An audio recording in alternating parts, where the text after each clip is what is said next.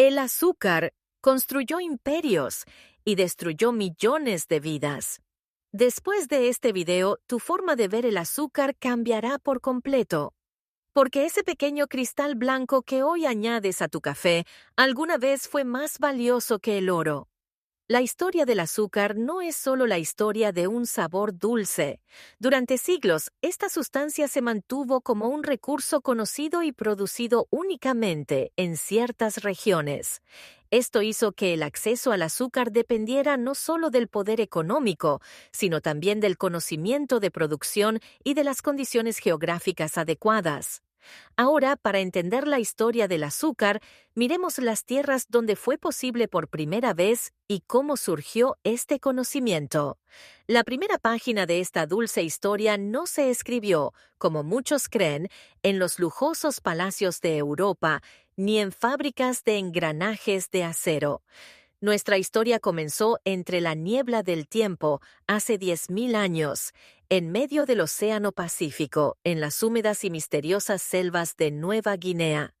En aquellos tiempos, la Saccharum officinarum, es decir, la caña de azúcar que susurraba con el viento, no era una planta común para los pueblos locales, sino un héroe mitológico.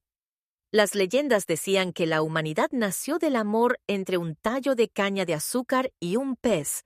Cuando los habitantes rompían esa lanza verde de dura corteza, quedaban fascinados por el jugo vital que fluía en su interior.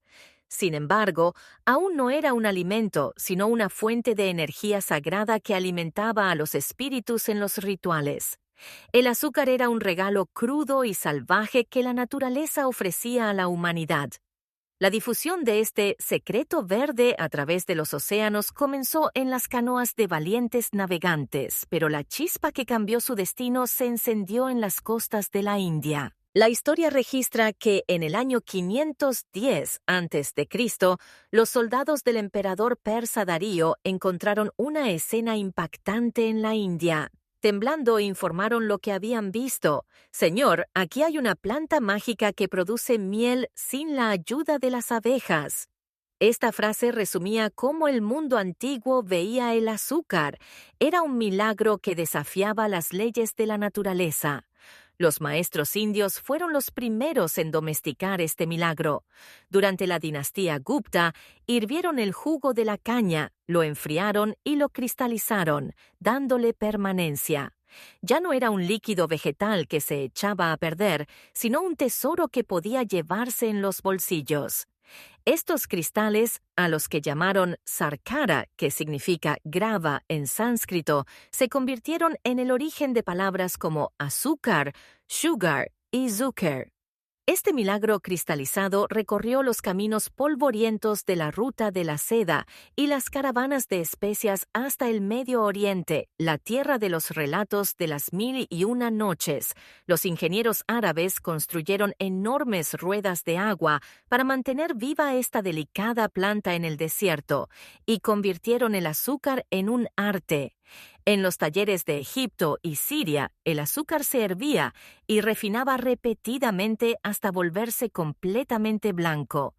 En ese momento ya no era solo un sabor, sino un símbolo de riqueza y pureza. Cuando los caballeros europeos, que forzaron las puertas misteriosas de Oriente durante las cruzadas, probaron esta nueva especia, su destino quedó sellado. Al regresar a casa, no llevaban solo recuerdos de guerra, sino también ese dulce veneno que cambiaría para siempre la cocina y la historia de Europa.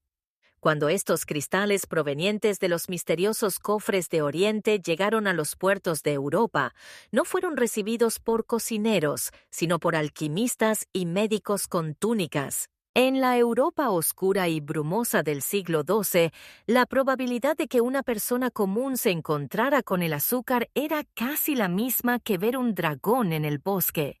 En aquella época, el azúcar no pertenecía a la cocina, sino a los libros sagrados de curación conocidos como materia médica.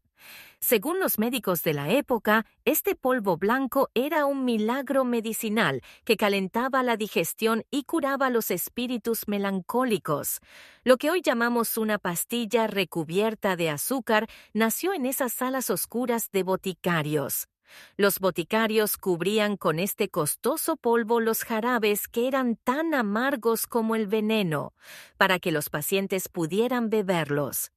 El azúcar era tan vital que la expresión como un boticario sin azúcar se convirtió en una forma de describir la desesperación absoluta.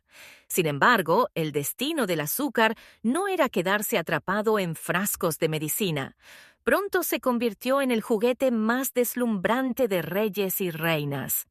En las mesas del Renacimiento, el azúcar no era solo un edulcorante, sino una demostración de poder.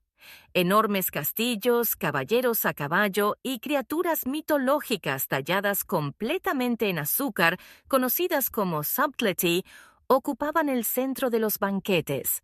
Cuando los invitados comían estas esculturas, en realidad estaban consumiendo la riqueza del anfitrión, porque en ese momento una sola escultura de azúcar valía el equivalente al oro que un trabajador podía ganar en toda su vida.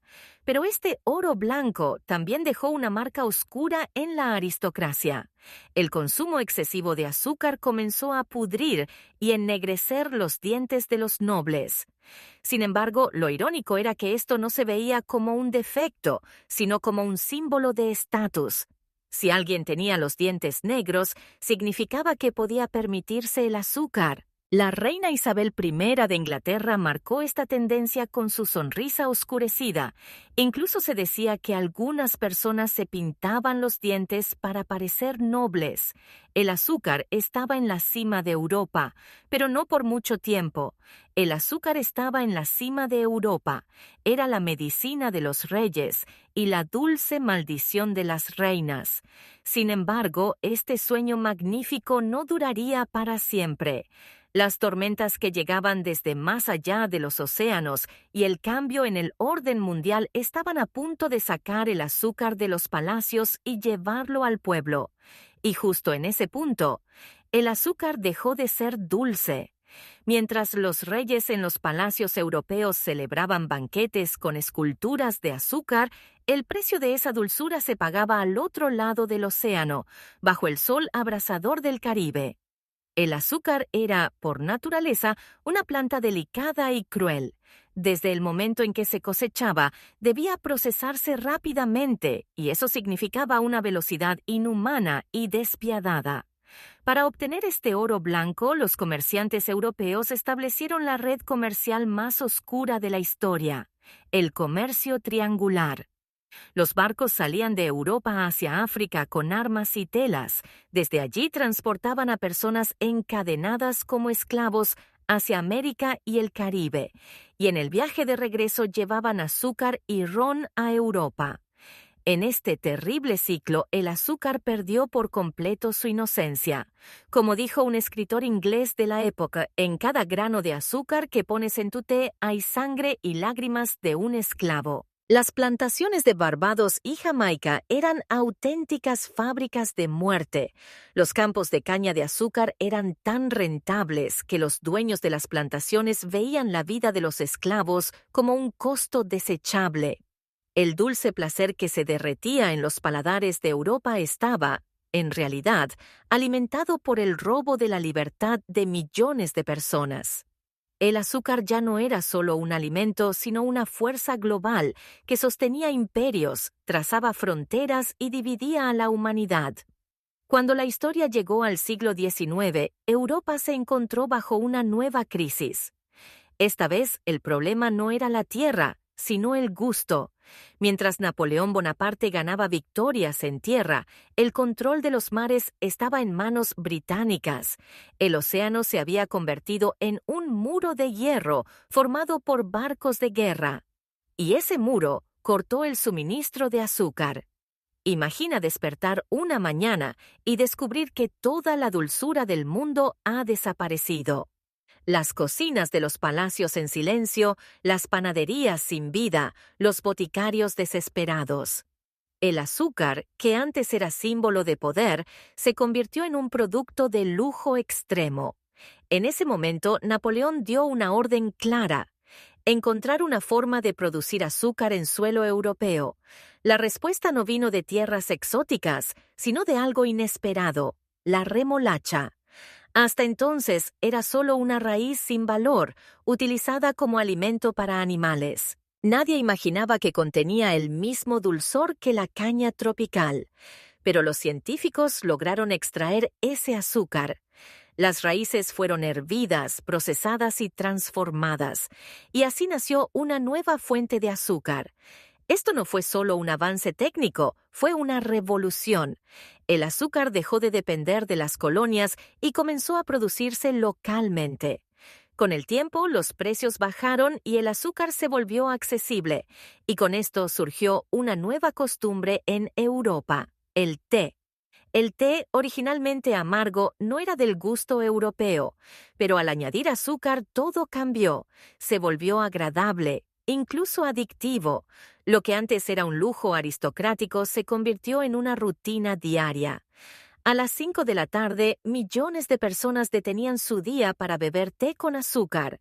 El azúcar había transformado la cultura. Durante la Revolución Industrial, el azúcar dejó de ser un lujo y se convirtió en energía.